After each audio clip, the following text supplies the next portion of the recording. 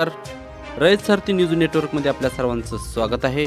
पाहूया आपल्या भागातल्या आपल्या बातम्या।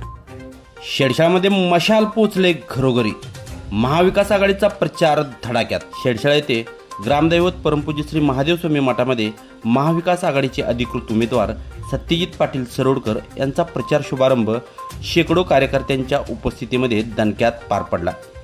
राष्ट्रीय काँग्रेस, राष्ट्रवादी शरदचंद्र पवार पक्ष, शिवसेना उद्धव बाळासाहेब ठाकरे पक्ष यांच्यासह मित्र पक्षांचे कार्यकर्ते स्वयंस्फूर्तीने मोठ्या संख्येने उपस्थित होते।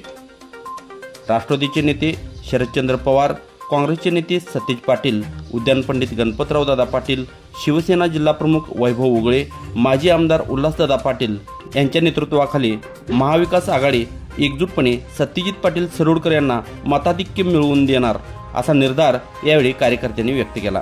परमपूज्य श्री महादेव स्वामी मठात प्रचार शुभारंभ केल्यानंतर घरोघरी जाऊन सत्यजित पाटील यांच्या मशाल चिन्हाला मतदान करण्याचे आवाहन कार्यकर्त्यांनी केले।